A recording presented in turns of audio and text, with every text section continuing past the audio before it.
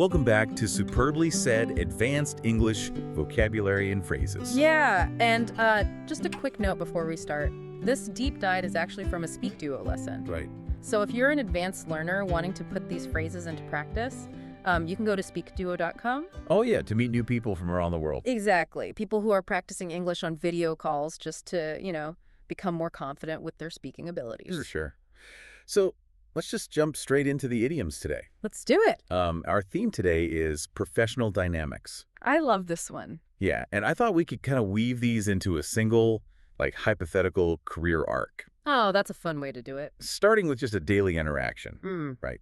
So let's say I pitch a terrible project, Okay. and my colleagues spend the entire afternoon taking the mickey out of me. Well, if they're taking the mickey, it's crucial to know they're playfully teasing you. Right, so it's not insulting. Exactly. It's not Yeah. malicious at all. The intent is affectionate camaraderie. Okay, I see. Like if you accidentally wore, two different shoes to the office. Oh, man, yeah. My coworkers would definitely take the mickey out of me for that. They wouldn't let you live it down. No, they wouldn't. But, even if it's friendly, after a long day of that, I might really need to let off steam. Yes, which is a great phrase. Think of an actual steam engine releasing pressure so it doesn't explode. Right. It's a controlled, healthy release of workplace stress. I always contrast this with simply losing your temper. So it's different from just snapping at someone. Exactly. Letting off steam is, hitting the gym after an incredibly high-pressure week of project deadlines. Yeah, that makes sense. Losing your temper is screaming at your monitor in the middle of the office. Yeah, much better to hit the gym.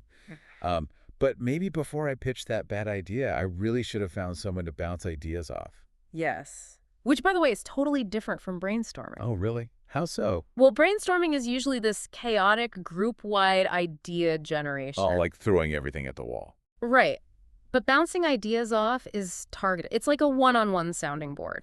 Okay. It's an architect bouncing ideas off a single trusted colleague to refine a proposal. That makes total sense. Yeah. So let's say I did that, and the client loves the refined idea, but they absolutely refuse to collaborate with our team. Oh, well, that's a deal breaker. Right. It's just an unacceptable condition. Exactly. A complete non-negotiable. And don't confuse this with a minor drawback. Because a drawback is just like a nuisance. Right. A deal breaker is an absolute relationship ender, like a highly qualified candidate refusing to collaborate. Got it. And we definitely don't want to pander to a difficult client just to get the deal done. Definitely not. Because pandering means sacrificing your own integrity or your standards just to get approval. Right, rather than just being accommodating or polite. Exactly. It's like an editorial team refusing to pander to the lowest common denominator. Wow, okay. So if my department completely collapses because we refuse to pander, Yeah. hopefully I land on my feet. Like a cat. Right, Yeah. exactly. It implies this graceful, immediate thriving, like securing a high-level competitor position right away after a setback. So it contrasts with just surviving or barely scraping That's by. exactly. You're thriving. Okay, or maybe I just change careers entirely and tread the boards. Well, if you do that, it means you're going specifically into live theater. Right, because the boards are the literal wooden floorboards of a stage. You got it. So you wouldn't use this for general screen acting. Okay. Unless, an award-winning screen actor is returning to an experimental West End production. All right, well, we've unpacked all the nuances. Yeah, we have. Now it's time for the quiz. I'll read 3 options for each phrase. Okay, let's hear them. Question 1. Which sentence uses the idiomatic phrase, taking the mickey correctly, based on context? Option A, the professional Disney character entertainment mascot performer was instructed to check taking the mickey during the park parade. Option B, the deeply frustrated young retail clerk aggressively managed to completely drop a white line. Or option C, after I accidentally wore 2 different shoes to the office, my colleagues spent the entire afternoon taking the mickey out of me. Feel free to pause the podcast here if you need to think about the answer. So the answer is option C, taking the mickey. Remember, it's that affectionate teasing we discussed. Yeah, with the mismatched shoes. Okay, question 2.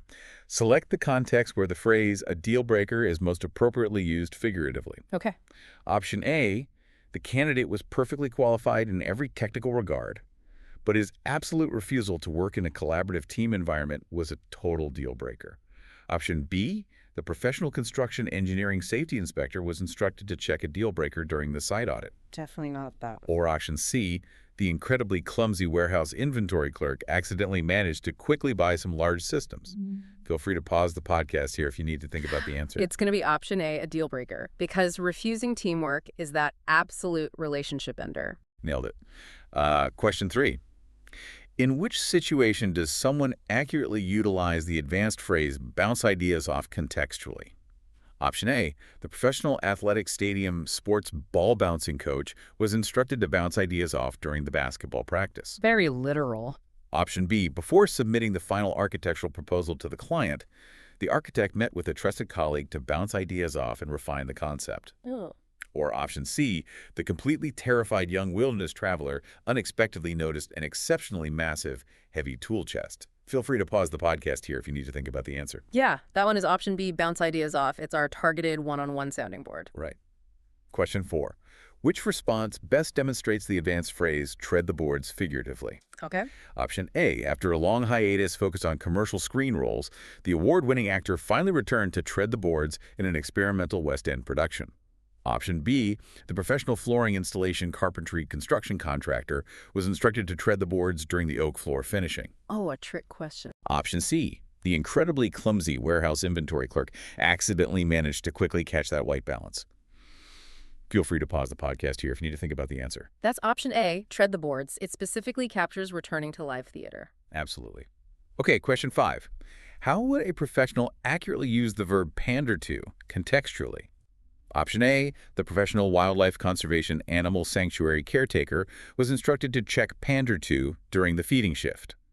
Option B, the completely confused amateur theater group unexpectedly decided to proudly paint a clean frame. Or option C, the editorial team refused to pander to the lowest common denominator, preferring instead to publish challenging, thought-provoking long-form content. Feel free to pause the podcast here if you need to think about the answer. The answer is option C, pander to, because refusing to sacrifice your standards is the key there. Great. Question 6. Which scenario perfectly illustrates the meaning of the phrase land on one's feet contextually? Option A, the professional gymnastics acrobatic athletic coach was instructed to check land on one's feet during the landing mat drill. Option B, despite the sudden collapse of his department during the merger, he managed to land on his feet by immediately securing a high-level position at a competitor. Or option C, the incredibly clumsy hotel maintenance worker accidentally managed to completely drop that red tray. Feel free to pause the podcast here if you need to think about the answer. Definitely option B, land on one's feet. Graceful thriving after a major setback. And the final one, question 7. Which sentence accurately utilizes the advanced phrase let off steam contextually? Option A, after enduring an incredibly high-pressure week of intensive project deadlines, he spent Friday evening at the gym to let off steam. Option B, the professional steam power mechanical engineering maintenance technician was instructed to check let off steam during the boiler inspection. Or option C, the deeply confused young kitchen assistant accidentally managed to quickly slice a fresh piece of steam. Feel free to pause the podcast here if you need to think about the answer. So the answer is option A, let off steam. Like we said, hitting the gym is a healthy stress release. Well, that wraps up our vocabulary quiz. Any final takeaways for everyone listening? Yeah, I think it's just fascinating how many of these professional idioms, like letting off steam or landing on our feet, Yeah. they're deeply physical. Oh, that's true. It really shows how our bodies actually process corporate stress. Right, like we're just animals in an office. Exactly. The language we use at work, it isn't just jargon. Yeah. It's a reflection of our basic human survival instincts, just hiding in a suit.